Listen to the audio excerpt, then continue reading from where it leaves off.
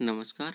आज हम अध्ययन करेंगे यूपी बोर्ड क्लास 11th की third poem the voice of rain का, जिसे वाल्ट विटमैन ने लिखा है। The voice of rain. The voice आवाज ऑफ रेन, वर्षा की आवाज।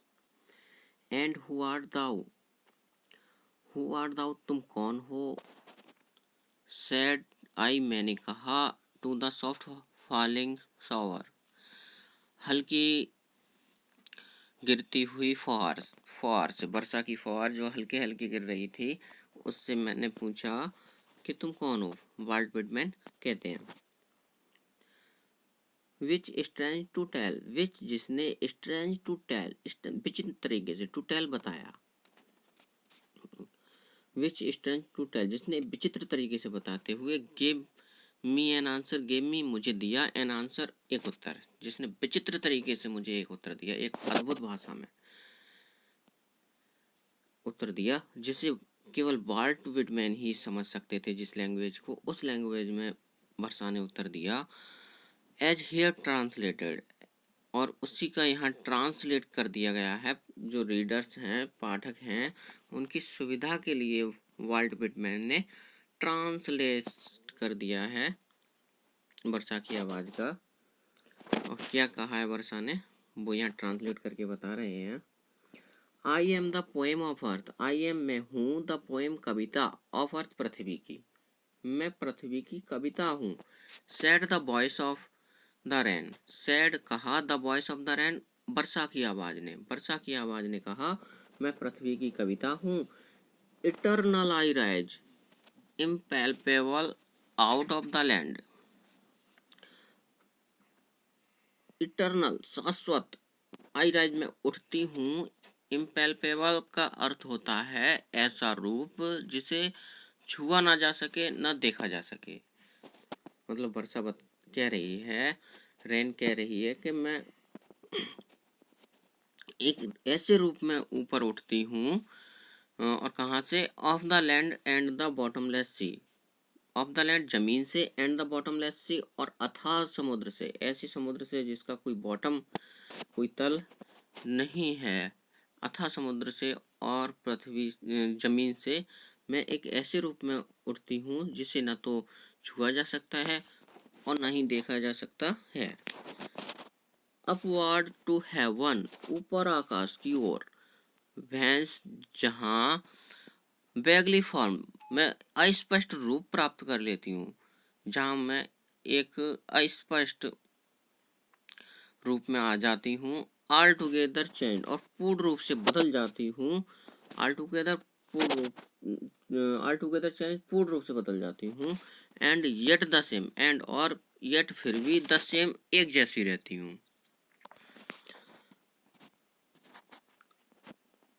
आई descend to lay the drought atomic dust layers of the globe. I descend, मैं नीचे आ जाती हूँ। टू लेव, धोने के लिए या स्नान कराने के लिए। द ड्रॉट्स, सूखाओं, मतलब जो सूखा प्रभावित क्षेत्र हैं उनको। एटॉमिक, धूल के बेहद छोटे कणों को। द डस्ट लेयर्स, और धूल की परतों को। ऑफ द ग्लोब, पृथ्वी, मतलब जो पृथ्वी के पर धूल की परतें हैं, छोटे छोटे कण हैं और वर्षा प्रभावित क्षेत्र हैं, उनको स्नान कराने के लिए मैं वापस नीचे आ जाती हूँ। And all that in them without me were seeds only, and all that, और बेशब, इन देम, अपने आप में, विदाउट मी, मेरे बिना, वर सीड्स ओनली, केवल बीज मात्र हैं। लेटेंट, छुपे हुए। अनबॉर्न, और अजन्मा, मेरे बगैर बेशब, बीज मात्र, छुपे हुए और अजन्मा है। एंड फॉरएवर, और हमेशा के लिए। बाय डे एंड नाइट, रात और दिन। आई गिव बैक लाइफ, मैं जीवन वापस लौटाती हूँ। टू माई ओन ऑरिजिन, अपने खुद के निवास स्थान को, मतलब जहाँ मेरा जन्म हुआ था, मैं उस स्थान को जीवन वापस लौटाती हूँ। And make pure and beautify it, and make pure और शुद्ध करती हूँ, एंड ब्यूटिफाई इट और इसे सुंदर बनाती हूँ। Four song issuing from its birthplace after fulfillment wandering।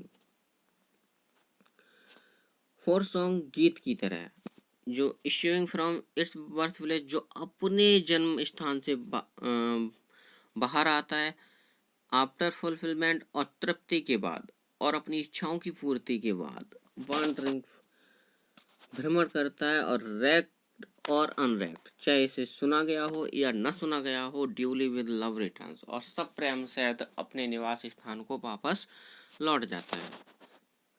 ठीक एक गीत की तरह जो कवि के हृदय, कहने का तात्पर्य यह है कि ठीक एक गीत की तरह जो कवि के हृदय से बाहर आता है और अपनी इच्छा पूर्ति के बाद चाहे उसे सुना गया हो या न सुना गया हो, सब प्रेम से कवि के हृदय में वापस लौट जाता है। ठीक उसी प्रकार से वर्षा अपने बर्थ प्लेस से, अपने जन्म स्थान से अर्थात पृथ्वी से ऊपर उठती है, और ऊपर उठने के बाद जब वो ऊपर उठती है तब ऐसे फॉर्म में होती है जैसे ना देखा जा सकता है और ना ही छुआ जा सकता है, अर्थात बाष्प के रूप में होती है, और ऐसी बाष्प जिससे ऊपर उठते हुए न देखा जा सकता है और न ही छुआ जा सकता है, और ऊपर आसमान में जाके बाष्प ठंडी हो जाती है और फिर बादलों के रूप में बदल जाती है। तब वह किसी अस्पष्ट रूप में होती है, और वहाँ बादलों के रूप में बदलने के बाद ठंडी होकर वह पानी के रूप में पुनः बदलकर पृथ्वी पर वापस आ जाती है।